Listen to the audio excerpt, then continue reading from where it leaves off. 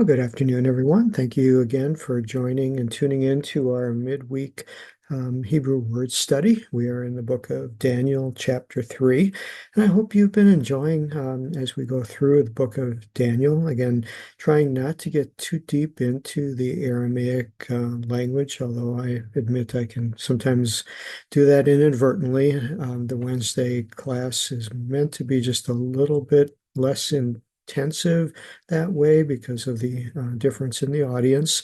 And so my weekend classes are more in depth if that appeals to you more. I just wanted to make you aware of that this is meant to be just a lighter version of the study, but still wanting to be able to share the nuances of uh, being able to look at the languages and looking at the writings of the Hebrew sages and try to bring a new understanding to passages that maybe we've looked at and studied all of our lives. And, we have our ideas, we have teachings that we've gleaned through many of our different church affiliations and study groups that we've been in. But I'm hoping that coming at it from more of a Jewish Hebrew perspective will just add another level of enjoyment as you go through these studies. So, with that said, we go into chapter 3, which is a very mind-boggling chapter for me. If you remember back just in chapter 2, the Lord used Daniel to interpret the king's dream. The king makes this proclamation, that Daniel's God is the only God. Everybody's got to serve him. Everything looked great in the kingdom for anybody who was serving Daniel's God. Everything looked wonderful. And then suddenly you come to chapter 3, and the whole thing just kind of collapses and everything changes. What we don't know, at least that I am aware of, is how much time has elapsed since chapter 2, coming into chapter 3. Obviously, the king is still the same, Daniel's still the same. We know that they were fairly lengthy amount of time that they'd been in Babylon. So Daniel was later in his years, which we would assume that the other characters that we're about to get into were also up in years, and that the province had been successful with Daniel and his kinsmen in charge. So what is going on here in chapter 3? So that's what we're going to start with. So what you're seeing here is a scan from uh, yeah, the JPS, which is a Jewish version of the book of Daniel with the commentation there. And so here we go. Nebuchadnezzar, the king, made an image of gold whose height was 60 cubits. So that's roughly about 90 feet. If you look at a cubit being approximately a foot and a half or 18 inches, that comes out to 90 feet, and it's 6 cubits wide, would bring it to 9 feet. So you got this big monolith of 9 feet wide, 9 feet deep, and 90 feet high. So it's a really big thing. Now we know from um, ancient history and archaeology that there are a lot of these monoliths or obelisks, as they can be called, that have been found all over the ancient world. It seemed to be the thing to do. You want to put up a monument. I mean, even in Washington, D.C., we have the Washington Monument, which is basically an obelisk here. What we don't know is what was ordained or engraved, what ornamentation was on this image, and the fact that it's an image makes me think it was more than just a plain tall pillar. So it's set up in the plain of Dura in the province of Babylon. Um, this is just really something. I mean, the puzzling part here is, why did the king do this? We're going to see, that that they comment here that this was um, in reference to, he was serving the one true God. and then suddenly he switched. And why did this all happen? Um, why did he make this, and what was the purpose?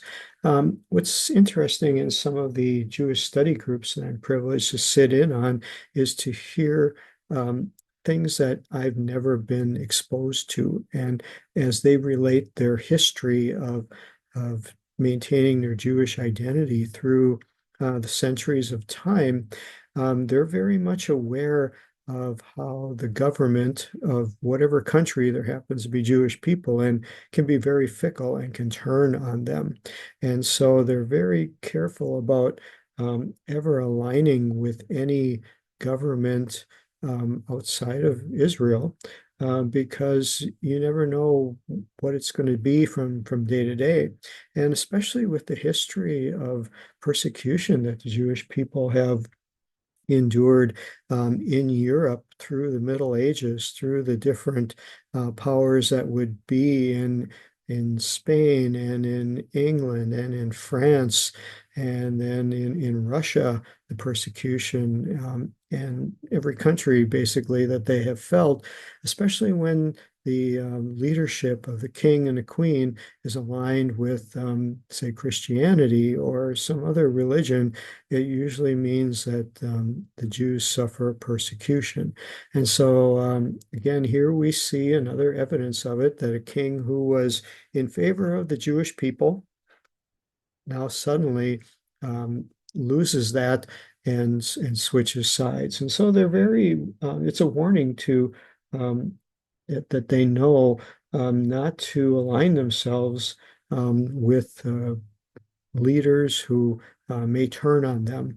And so they're very, very sensitive to it. So the other side of this that we look at is who's really in control here. We know that God is in control, and we can look at this as a understanding that this was a pagan king who had pagan advisors.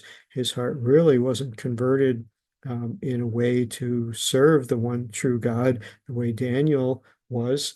But he was moved by his circumstances. And once people's fear wears off, once their circumstances change, we find that their allegiance can change very quickly too. We've seen that maybe even in our own lives. God will bless us, and we're all on fire for God, and then suddenly we get comfortable in that. Things change. We forget about the blessings God has given us, and we turn to our own devices to try to solve our next problem. But in this case, when people are in leadership, sometimes God works in different ways. And so I want to take a look at a verse that came to mind here, and that is in Proverbs chapter 21, verse 1. And it says that the king's heart is in the hand of the Lord as rivers of water, and he turneth it whithersoever he will.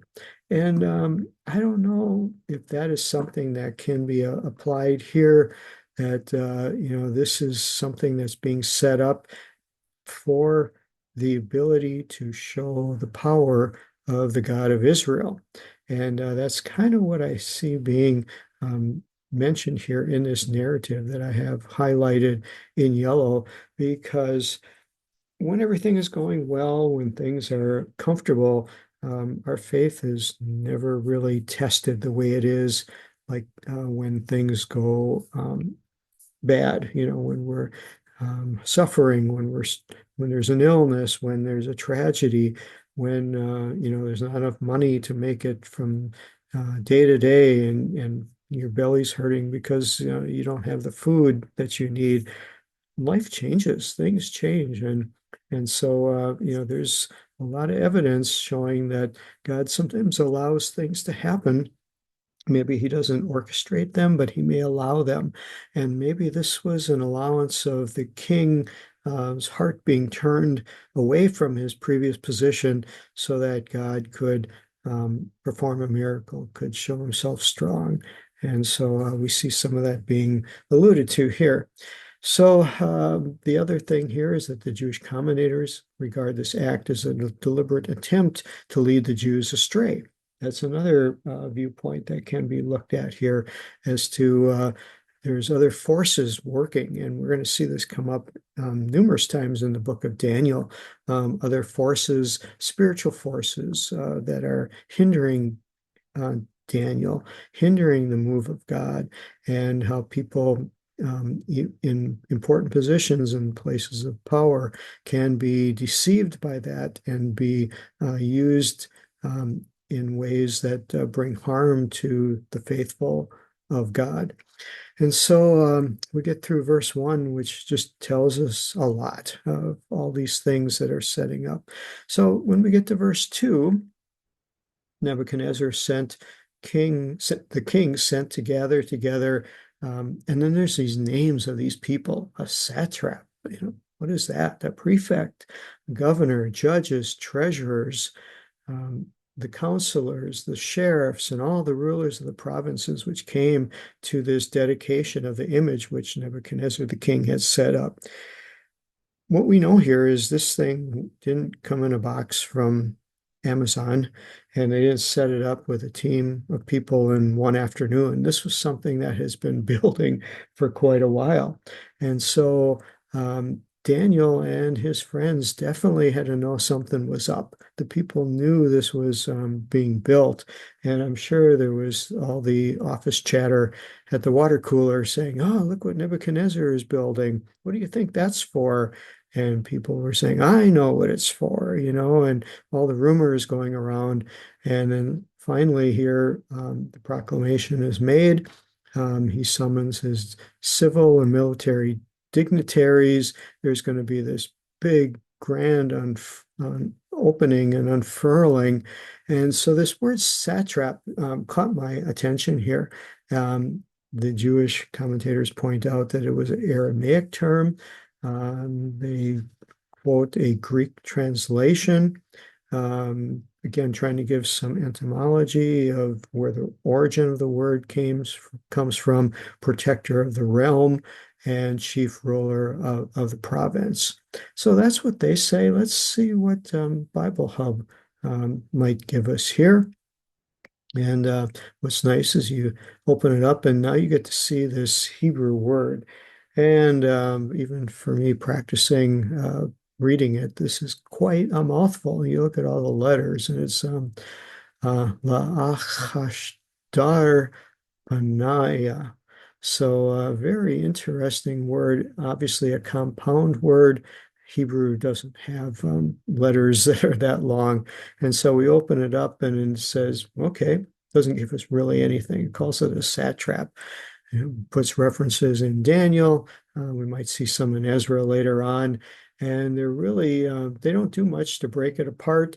But yet this is a fantastic word that has a deep meaning to it. And why did Daniel choose to put this in here? And is there anything we can learn from it? So let's just unpack this one step further and see if it tells us it's from a foreign origin, and it means protectors of the realm. Again, quite interesting where these words come from. And we all have them. We have words in our English language that we just really don't know where they came from, but we're so used to using them. But then when we see biblical words like this of the satraps, this is quite interesting. Actually, seeing this word makes me think of the word Satan, or in Aramaic, it would be pronounced Satan. You see it all through the Hebrew. I saw this word unpacked, as another favorite term I like to use, as coming from a Persian word that was designated for a man who would go out, and he was hired by the king to go amongst his nobles and to pretend that he was maybe not aligned with the king, and he would talk to those loyal to the king and try to find out where their loyalty lied. And so he would say things and trying to find out how the king's advisors would respond in a private situation out of the ear of the king, when all the while this Satan, hired by the Persian king, was really kind of like a mole inside trying to find out the loyalty of his advisors. And I find that idea of Satan, testing loyalty and how it's, we look at him as maybe a tempter, trying to get us to do wrong. And that's all attributed well. But really, what happens, the core of this is our loyalty is being tested when there are temptations, when there are things that come our way. This Satan or Satan whispers things in our ear or in our heart, and is a loyalty testing. No matter what the temptation is, no matter what the outcome is, our loyalty to the one true God and our love for Him is being challenged, finding out what we're made out of, finding out where our loyalties lie. And so I just thought I'd throw that in there because this word satrap reminds me of that. So then there are administrators, there's governors, there's counselors, there's treasurers, there's judges, there's magistrates, there's all the officials of the provinces. They're all coming. He had quite a group. He had quite a number of people who would be loyal to him and that he wanted to impress, and mainly that he wanted to show who was in charge. He wanted to make sure that they all knew that he was the king and they were coming to his royal unveiling of this beautiful statue that obviously cost a lot of money, took a lot of planning. This was no fly-by-night thing. This was a long time event, and it was going to be unveiled. And so in verse 3, he gathers them together, and it's like he repeats all the same names again, which is kind of interesting. I believe it would be to show the importance that this is, nobody is left out. But you see who is not brought here is Daniel. Daniel was second in the province. Why is he not specifically mentioned? And we're going to see that he doesn't show up in this story at all. We find Shadrach, Meshach, and Abednego are the guys that get mentioned. Obviously, they were set up to govern in this process. But where was Daniel in all of this? And did he have some knowledge that this was going to be happening and maybe decided he needed to go on a diplomatic road trip somewhere and be out of town? Maybe he had that privilege that Shadrach, Meshach, and Abednego couldn't have been given that luxury to do. And so as we read on, they have the image set up. There was a herald who cried aloud, commanded that all the peoples and nations and languages. So again, this is kind of an interesting one because we understand that the Babylonians were there in control. They spoke Aramaic, which is why all these portions are in Aramaic. But there are many different nations with different languages that are represented who needed to know the main language of Aramaic, or they would have no clue of what's going on. So again, a very multicultural, multilingual setup, which we have to be reminded of because in the United States, sometimes we're just not as cognizant of the flavors of different nationalities and languages and how this was very much accepted and very much a part of their culture. And then they talk about their band, their musical section. Verse 5, you hear the sound of the karna or the horn. You have the word for flute. You have the word for harp. You have the word for lyre and psaltery and symphony. And when they hear that, they're supposed to fall down and worship the image. Now, what's interesting is our understanding of these musical instruments does not connect to what they were trying to explain there. These are ancient instruments that we may not know the name of. So as we look at these names, we see this kitharos is a lyre, zither. They say it's a foreign word. So it's translated as harp, which isn't in that explanation. Then you go down to this word of sabbacha, and you open it up, and it says a trigon. We have no idea what a trigon is. It's a musical instrument, again, very much foreign to us. Then we see a psaltery, and here it's perhaps a trigon. Maybe they don't really know. Um, Again, we can't put a lot of stock in some of these words of things that are ancient and that we may not even know what kind of musical instruments they are. But we do know they had quite a band. We do know that this was, they were all assembled. And again, he makes his proclamation that anybody who doesn't fall down and worship, and this is complete face on the ground, hands on the ground, total subservience and obeisance to the king, will be cast into the midst of a furnace. And in English translation, say in the midst of a burning fiery furnace.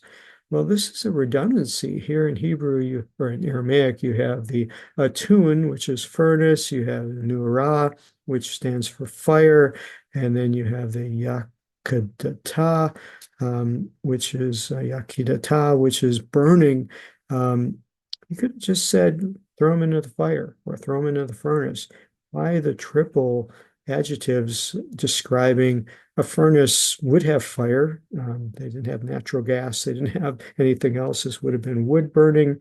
And so very, very interesting. And to close that out, we just take a look at what the Hebrew commentators would have said here, that they have evidence that this was used as a cruel punishment that was common in Babylonia and Assyria. It gives a reference to the book of Jeremiah, chapter 29, verse 22. They also talk about evidence of lime kilns, which had a vertical shaft and an opening at the bottom for extracting the lime. It was very common to make the lime to use in construction projects for having the mortar, for gluing or bonding the bricks together. We had them here in the United States. There's lots of evidence, even in the place where I live, of ancient or old-time lime kilns before they came up with Portland cement to change that and not make it practical. Here it says too that the Persians are said to have had similar ovens used for the execution of criminals. So when you think of burning fiery furnace, try to picture what a lime kiln looks like, with the top tall towers, fire at the bottom, long way from top to bottom. And again, we'll try to bring that image back in as we go further on. So we're going to stop there for today. Also want to make mention that I will be out of town for the next 2 weeks, so we won't have class for 2 weeks, and we'll be resuming on November 6th. So I hope you all safe, all stay well, and look forward to seeing you at that time. God bless you all, and thanks again for tuning in. Bye-bye.